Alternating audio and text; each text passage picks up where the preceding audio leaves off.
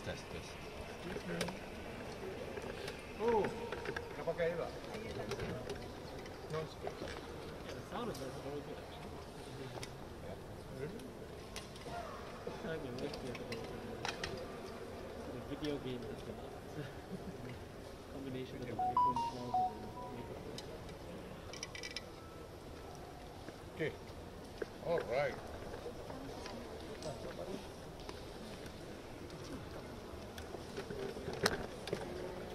You want for today, kan?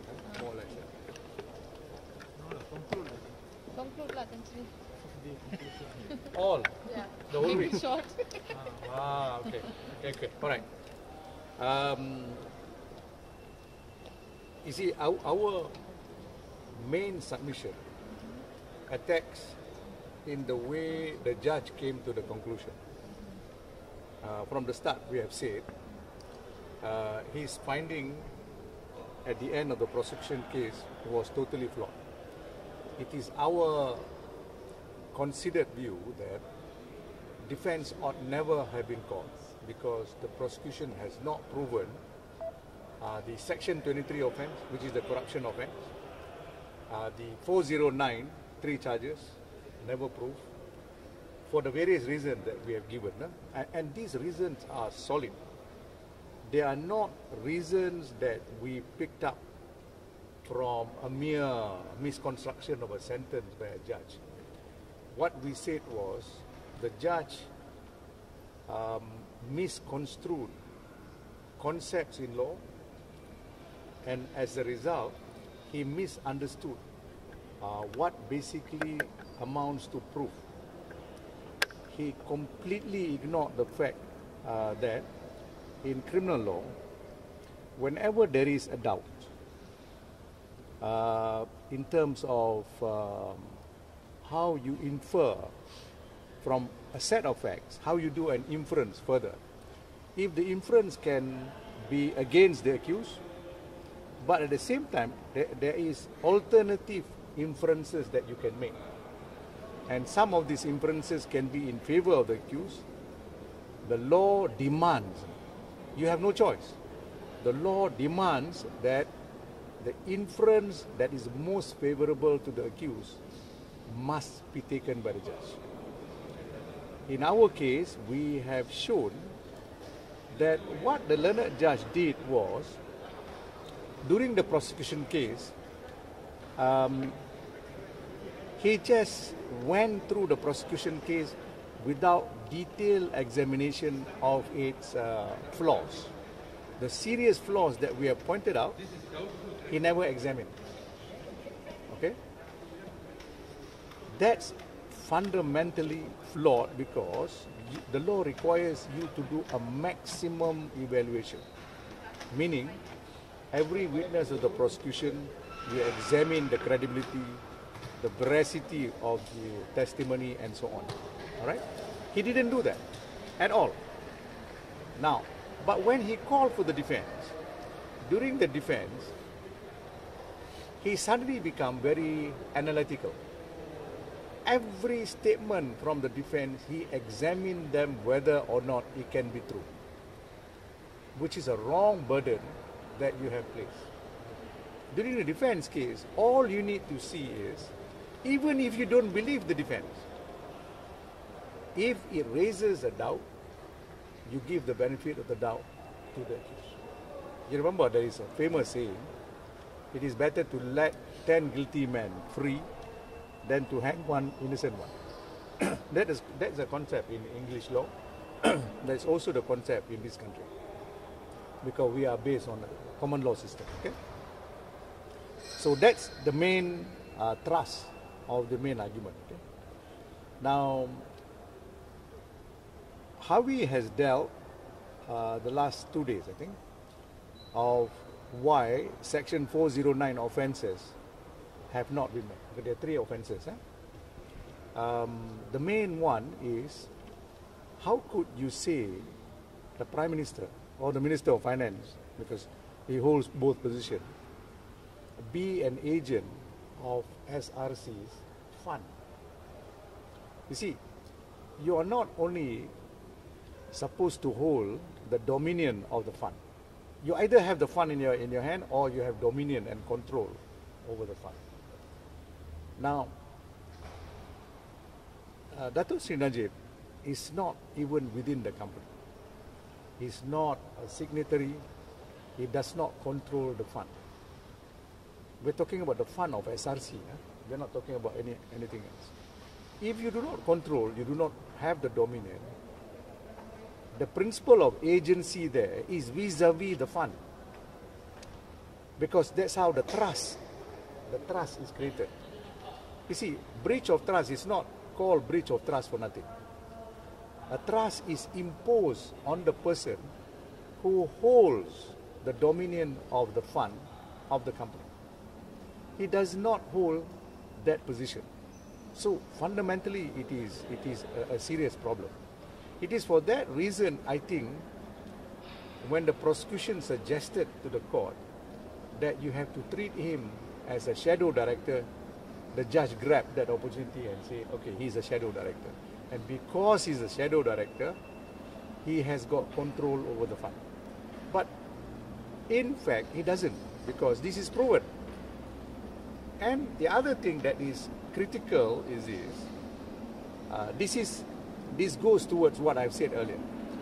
During prosecution case, he examined not at a maximum, which he's supposed to do, but during our case, the defense case, he examined in the most minutest way, which he shouldn't do, okay, because that's imposing a lot of burden on us. You remember we said Subo, Datuk Subo, and Faisal, Nick Faisal was supposed to be the person who signed all those instructions to transfer the money, very importantly, the money out of SRC.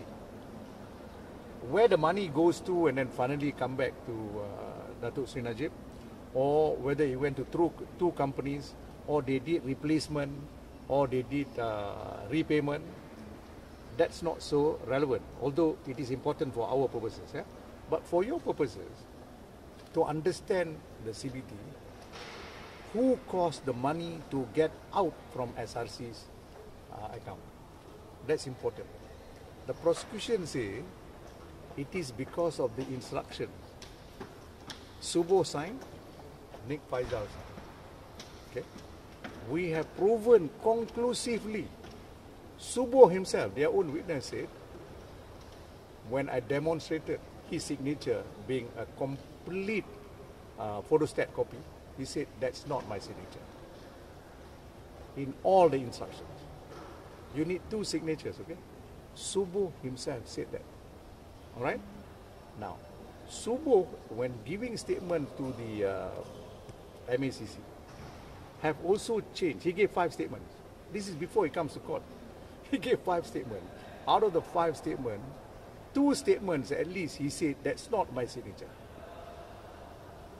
Okay? But somehow or other, when they got him from overseas with some promises, Subo, in his witness statement to the court, said, that's my signature.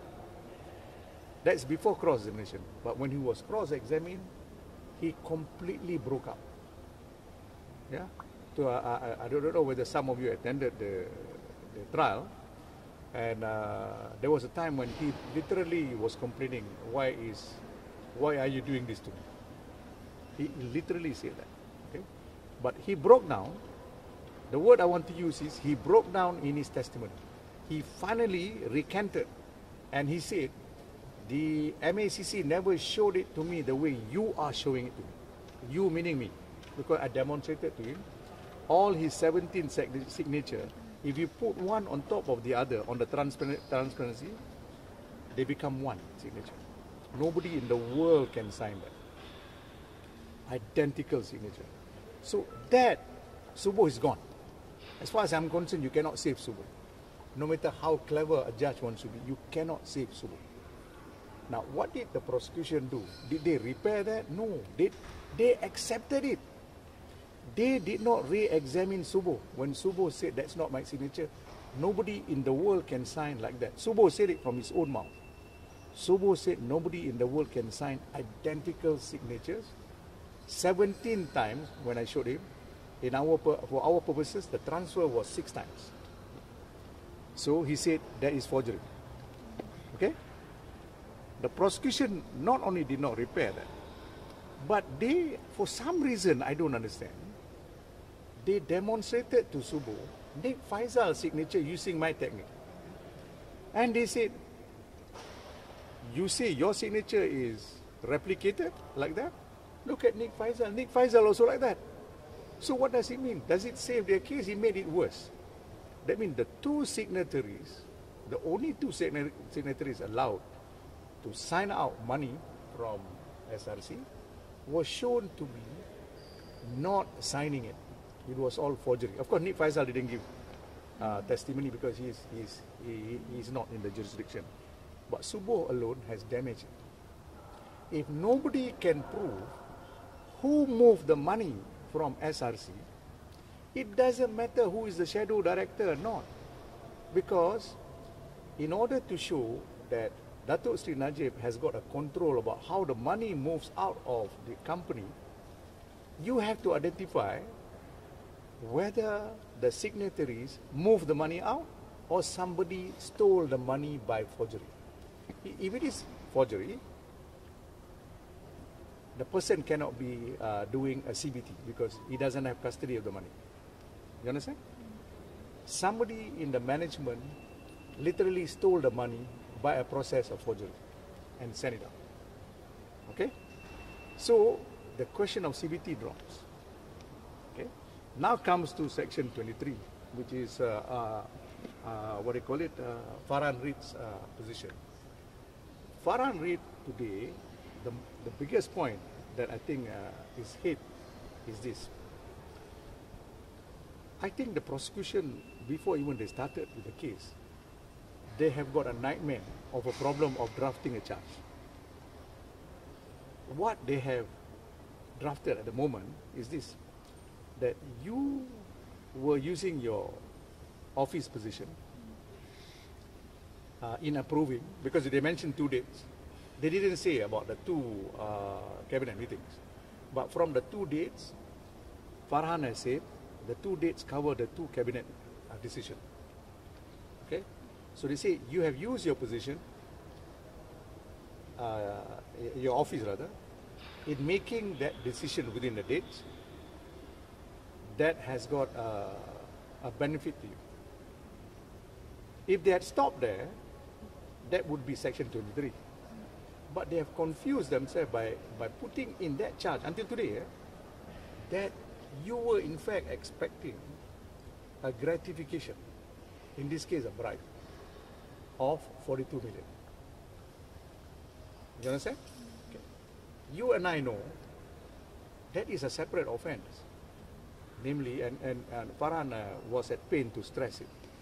If I do you a favor, I say, okay, tell SRC, Prime Minister, tell SRC, I will get the cabinet to approve the government guarantee.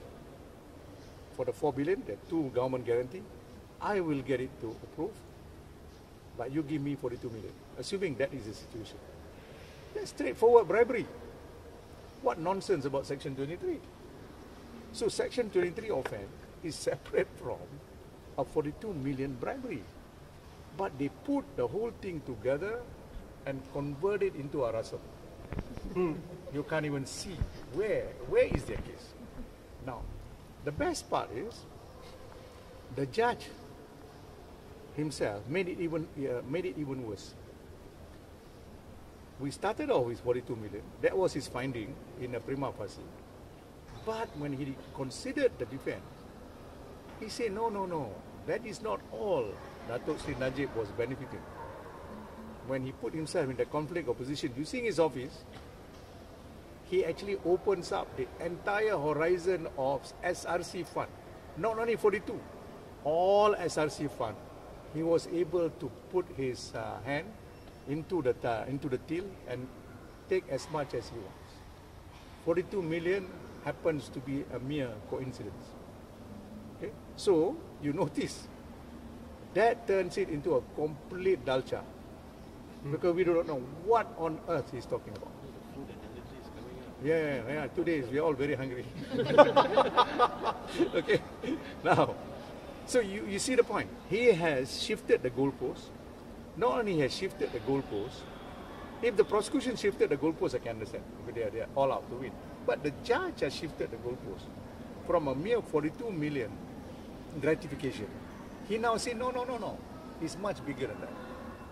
Now, some of the cases which Farhan has read out, some of you may not catch it. Namely this, very important principle.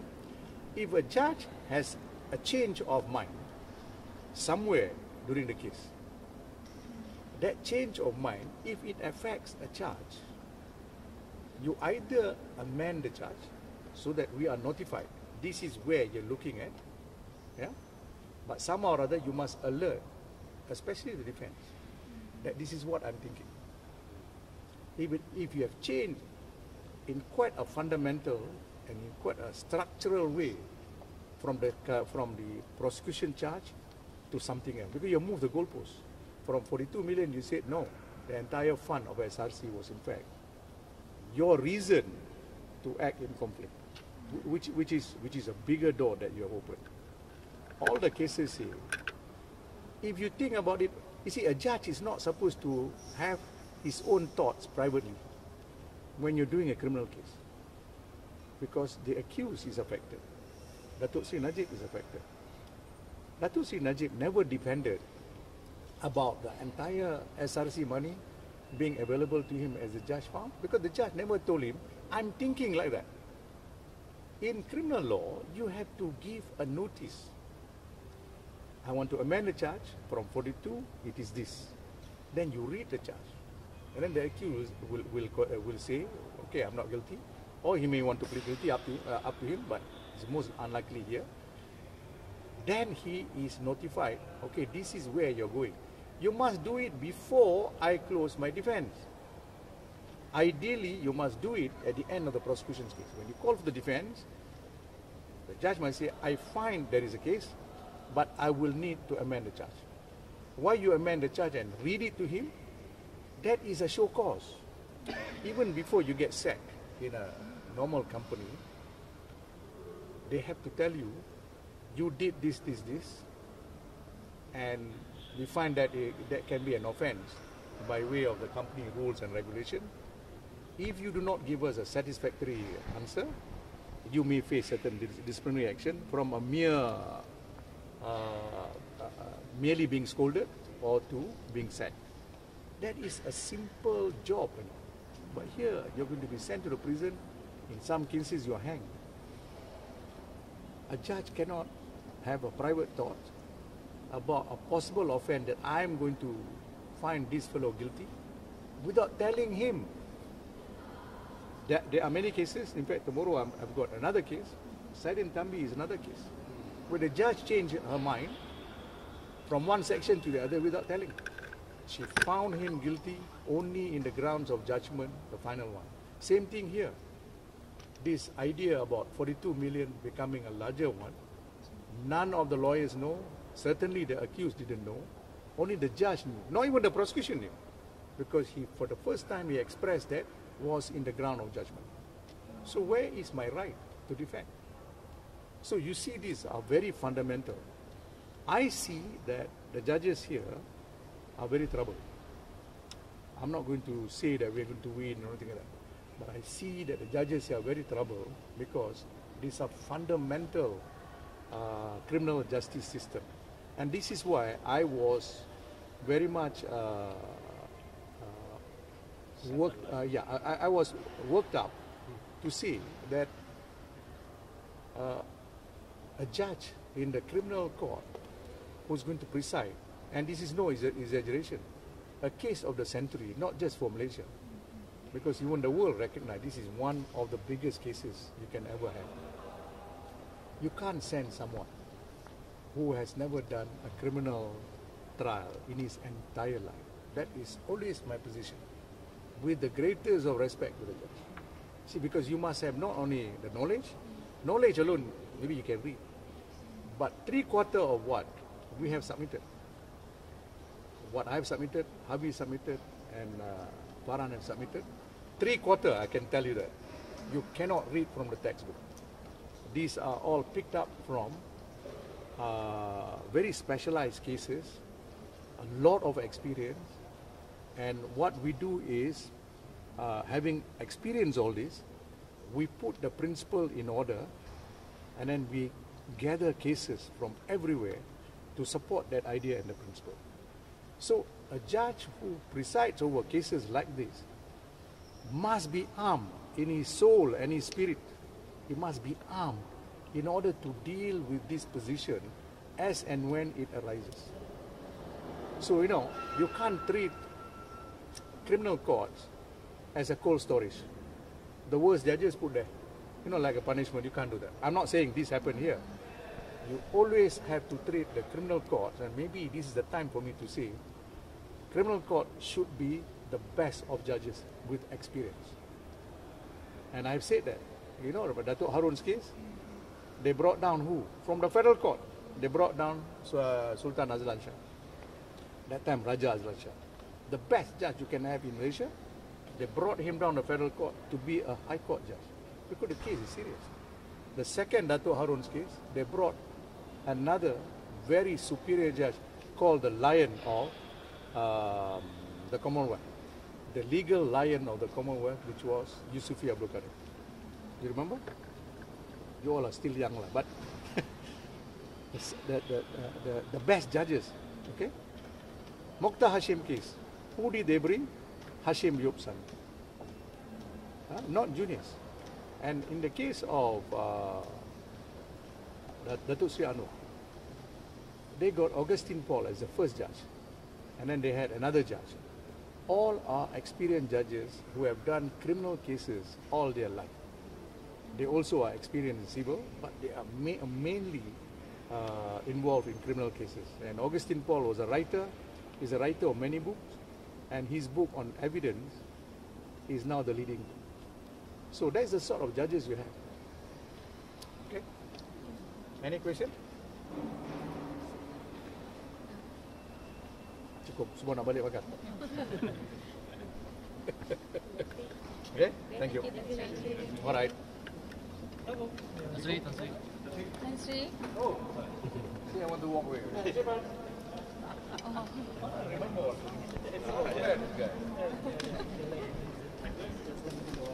right. Okay, thanks.